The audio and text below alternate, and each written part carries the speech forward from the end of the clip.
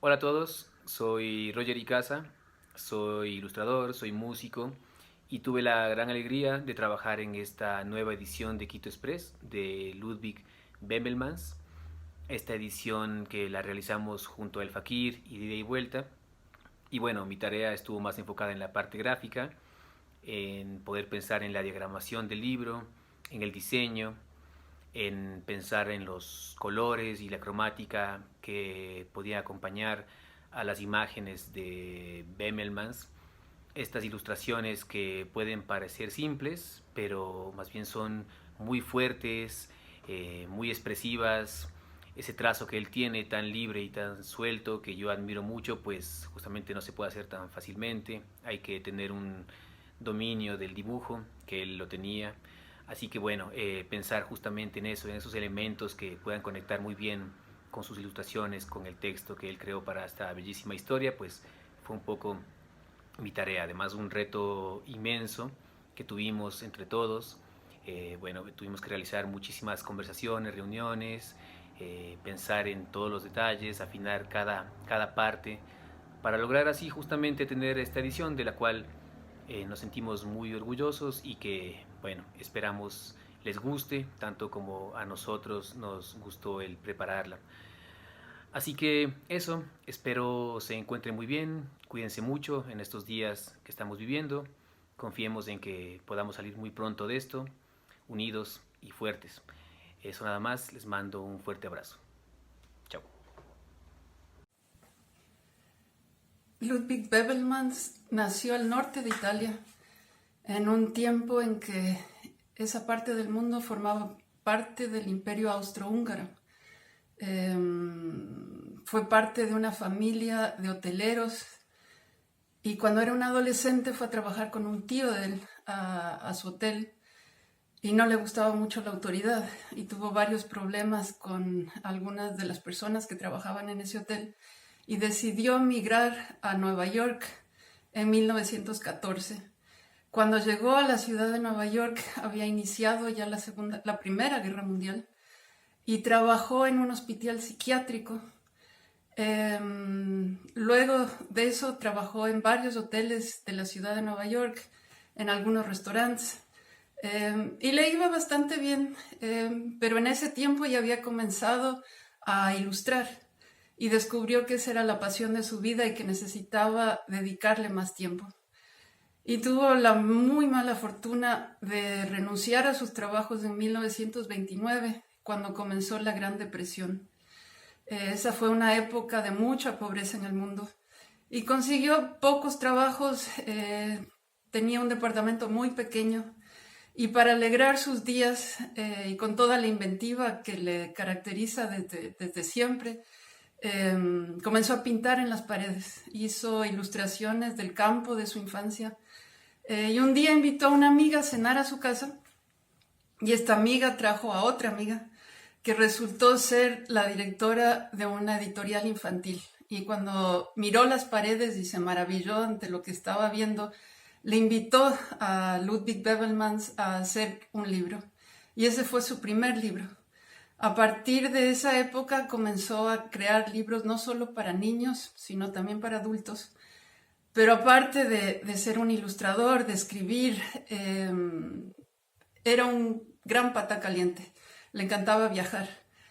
Y para 1938 ya se había casado, tenía una niña y fue al puerto de Nueva York y descubrió que había un bote que iba a Ecuador. Con su familia tomó este barco, se bajó en Guayaquil, luego tomó un tren, llegó a la ciudad de Quito y eventualmente hizo su camino hasta Otavalo. En Otavalo se quedó varios meses pintando los escenarios de la ciudad, tomando fotografías, conociendo al país. Hizo varios viajes en burro a distintas partes y ciudades y pueblos del Ecuador. Y cuando regresó a la ciudad de Nueva York, escribió Quito Express. Fue publicado ese mismo año, en 1938, y luego reeditado en 1967 en inglés, que fue el idioma original en que él lo escribió. El año pasado, la editorial de Ida y Vuelta y el Fakir se unieron para sacar una edición trilingüe de Quito Express en español, quichua y el original inglés. Bebelmans, luego de haber publicado Quito Express en 1938, el año siguiente comenzó con los libros de Madeleine, que le trajo reconocimiento mundial. Hasta el día de hoy se han publicado más de 14 millones de ejemplares de los libros de Madeleine. Han circulado en docenas de idiomas alrededor del mundo. Pero antes de esos libros de Madeleine estuvo Quito Express. Y Quito Express narra la historia de un niño que por un descuido se sube al tren mientras su familia está ocupada en otros asuntos. Y el tren arranca y se lo lleva de Otavalo a Quito y de Quito a Guayaquil, donde es descubierto por el conductor del tren. Y ocurren varias historias maravillosas entre los dos. Es una historia muy tierna, es una historia de la posibilidad de la comunicación, de la protección, de la necesidad de conocerse, de la sorpresa del viaje. Y yo creo que lo van a disfrutar mucho.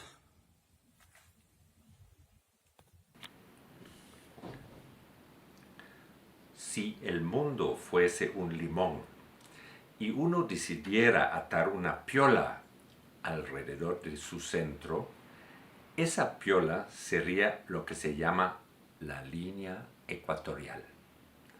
Divide al mundo en dos y se encuentra directamente bajo el sol. Los bultos en los dos extremos del limón son los polos norte y sur, ambos fríos y congelados. Más o menos donde se encuentra el nudo de la piola, ahí donde el clima es cálido todo el año, se encuentra un lugar llamado Ecuador.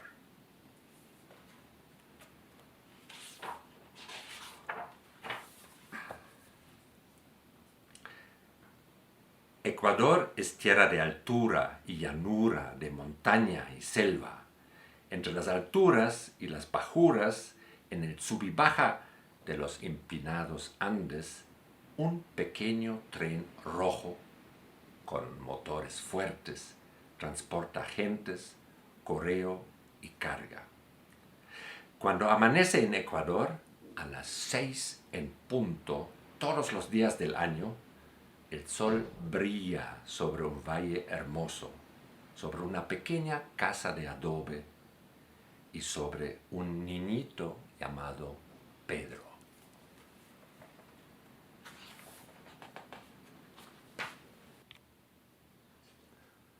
Pedro se pasa todo el día sentado frente a su casa de adobe. Tiene una rama en su mano y así vigila a dos pollos que quieren robarse el maíz pelado y puesto a secar al sol. Los pollos vigilan a Pedro. Saben que cuando pase el tren al pie del volcán y cuando silbe, Pedro empezará a dar saltitos bajo su poncho rojo y a decir aquella palabra universal entre todos los guaguas del mundo, un estridente y sincero da, da, da, da, da, da. Pedro se distrae apenas un momento, mira al tren y le apunta con su ramita y entonces a una velocidad tal que parece que son 6 pollos y no 2. Estos se zampan todo el maíz que pueden, riéndose en su chuncha lengua de pollos. Se van corriendo al campo, donde se pasan el resto del día escarbando en busca de alimento, porque saben que Pedro se encuentra nuevamente de guardia. Luego de que parte el tren, todo el valle se vuelve a cubrir de silencio. Solo se escucha el gruñido vespertino de 2 chanchitos de puyas negras que descansan a la sombra del árbol de mandarinas. Y también el chirrido pausado del torno alfarero, que es donde el papá de Pedro da forma a la arcilla y la convierte en vasijas y jarras y anchos recipientes.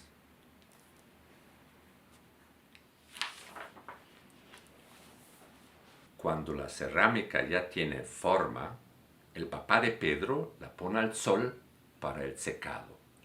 Y cuando los tiestos y las jarras y los platos están duros, los pinta, los llena por todo lado de hermosas aves, flores vívidas y de los animales que se encuentran ahí, en lo alto de la fresca montaña.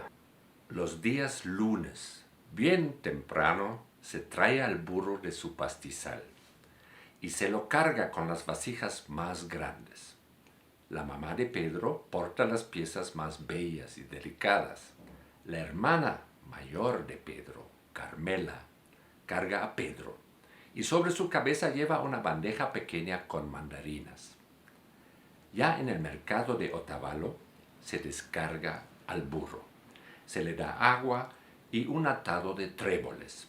Y luego de que ha sido alimentado y que ha tomado sorbos largos y sonoros de agua, deja que sus orejas espanten a las moscas mientras dormita.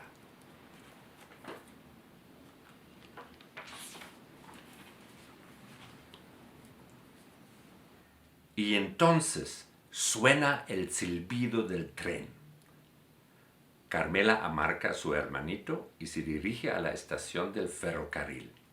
Lo coloca en un lugar donde no bloquee el paso y donde puede observar todo lo que ocurre a su alrededor. Así esperan al tren, que aún no llega.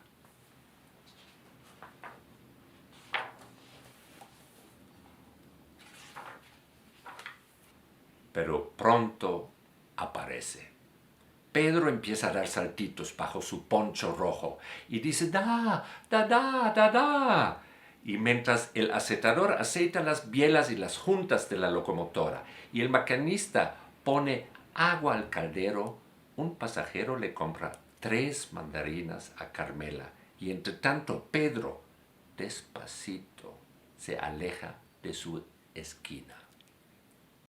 Gatea de la plataforma hacia el tren y se sube a la banca del vagón de pasajeros.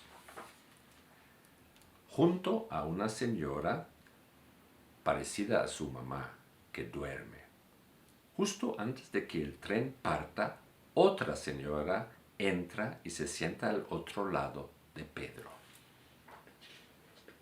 Luego de 2 horas de marcha, la primera señora se despierta y la otra se duerme.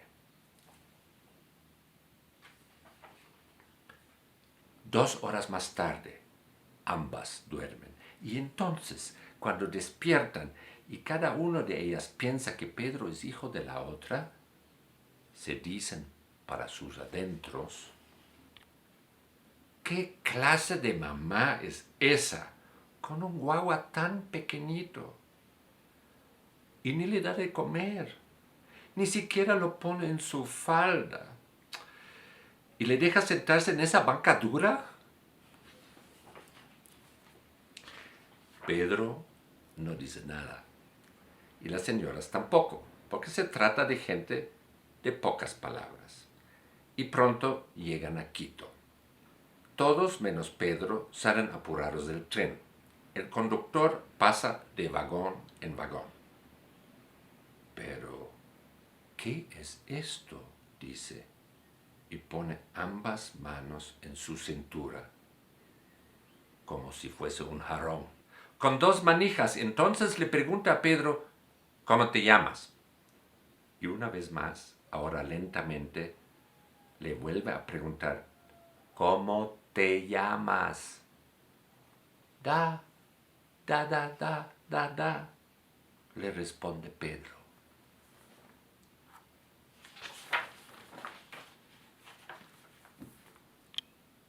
El conductor sale corriendo y trae al maquinista y al acetador, y cuando ellos llegan al vagón de pasajeros dice: ¿qué es esto? Y el maquinista, que era taita, dice que es un guagua. Y le dice al conductor que tome al guagua y se lo entrega al jefe de la estación. Pero el jefe de la estación es un hombre duro, con muchas responsabilidades. Y el conductor teme que su respuesta sea: fuera, lléveselo. Esto no es una guardería. Entrégalo a la comisaría. O, conductor chuncho, encárguese de su tren.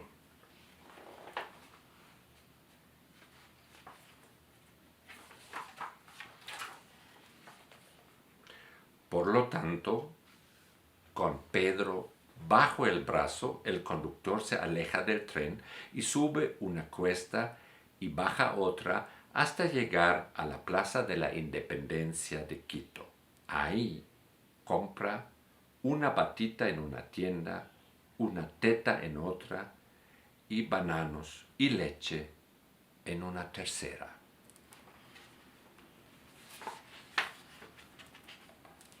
Y entonces entra a su casa, le da a Pedro la leche y los bananos. Y entonces entra a su casa, le da a Pedro la leche y los bananos y le coloca su batita, lo baña y lo arropa con cuidado. Solo entonces se acuesta a dormir en su sillón. Bajo un cuadro de Simón Bolívar, el libertador de Sudamérica. Al día siguiente sale el sol y brilla sobre el gallo dorado que gira lentamente sobre el eje de su varilla en el techo de la blanca Catedral de Quito. Y el conductor, con Pedro bajo el brazo, se dirige a su tren. En este segundo día, el tren hace el recorrido de Quito a Guayaquil, a la costa. El tren desciende por una empinada escalera de rieles hacia abajo, abajo, abajo. Y ahí abajo todo es verde. Hojas tan grandes como orejas de elefante rozan los costados del tren. La luz es como el interior de una botella verde y el campo una superficie plana. Cataclat, cataclat, cataclat, cataclat, cataclat, clat, clat, clat. Suena el tren rumbo a Guayaquil. Guayaquil huele como un rico desayuno. En todas las calles, pepas de cacao reposan sobre lonas largas secándose al sol. El conductor, siempre con Pedro bajo el brazo, se encamina al río Guayas, donde está fresco, en busca de un barquito llamado Gloria. El barco es celeste y su nombre está pintado con letras grandes a ambos lados. Porta una bandera amplia. El dueño es el hermano del conductor.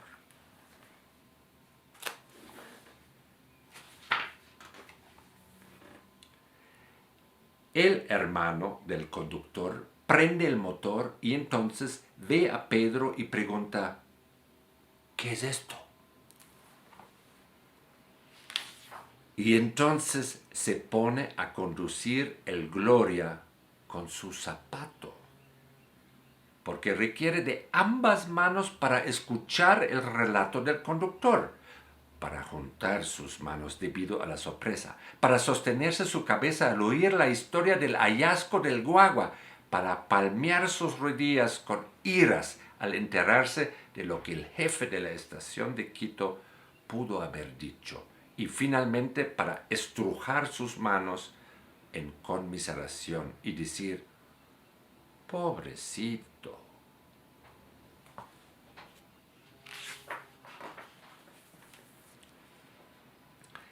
Empieza a oscurecer y mientras el conductor maneja la embarcación celeste, su hermano cuelga del Gloria unas luces verdes, rojas y blancas. Pasa cerca una fila de pelícanos y también un montuvio en su canoa. El hermano del conductor acaricia la mejilla de Pedro y repite: pobrecito, pobrecito. Sin embargo, el guagua está contento. Empieza a dar saltitos dentro de su poncho rojo y dice, más alto de lo que había dicho hasta entonces: da da da, da da da, da da da.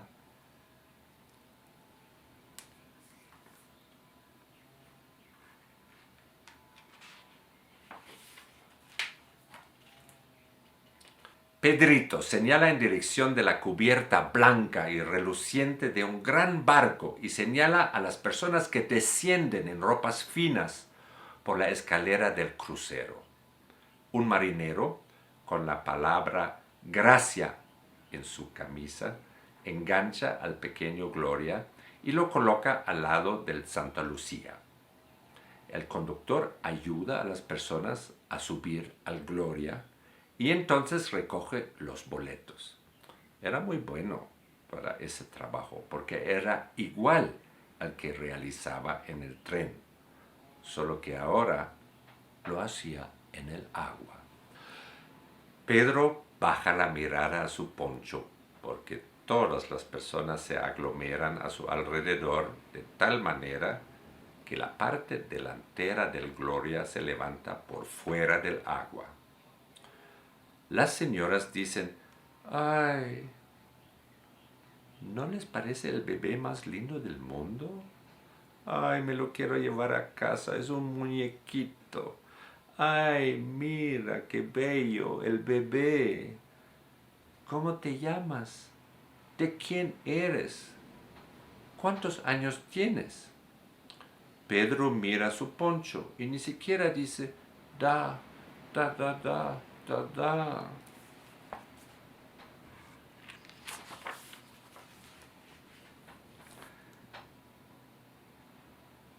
El barquito hace 3 viajes más y entonces, con Pedro bajo el brazo, el conductor se dirige a un hotel a dormir. La mañana siguiente la locomotora se pone al revés para así remolcar al tren nuevamente por las montañas, por el mismo camino que vino. Y ahora Pedro viaja en una silla preciosa, en el vagón de primera clase, lleno de gente fina. El tren se interna nuevamente en el verdor. Y el maquinista decide ir a todo vapor. El tren empieza a subir los Andes. Y poco a poco, todos los pasajeros se bajan. Pedro y el conductor están solos en el vagón de pasajeros. El conductor da vuelta a las sillas para así poder sentarse en una y subir las piernas en otra. Hace frío afuera y está oscuro, pero dentro del tren está abrigado. La lámpara está encendida y el conductor lee. El ambiente es cómodo, parecido al de casa, salvo por el movimiento de vaivén y los pequeños sacudones. El tren vuelve a entrar a Quito y el conductor lleva a Pedro a su casa y lo acuesta. La mañana siguiente abre las cortinas y Pedro despierta. Es el último día del viaje. Ahora el tren va a regresar de donde ha venido, de Otavalo.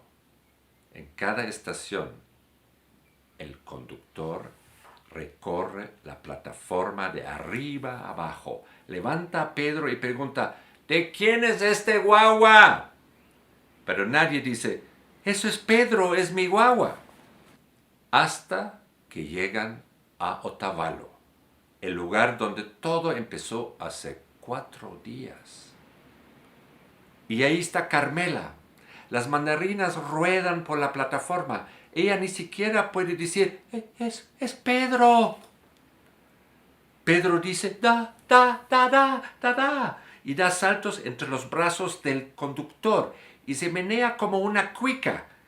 Así que el conductor lo entrega a la niña y el tren lanza un silbido. El conductor se ubica en la plataforma trasera del tren. Comienza a achicarse y achicarse y de pronto desaparece. Al día siguiente, Pedro se encuentra nuevamente sentado bajo el sol. Y los dos pollos están molestos porque creían que él se había ido para siempre. Esto era Quito Express de Ludwig Bemelmans, traducido por Álvaro Alemán. Fakir Ediciones. Lo máximo.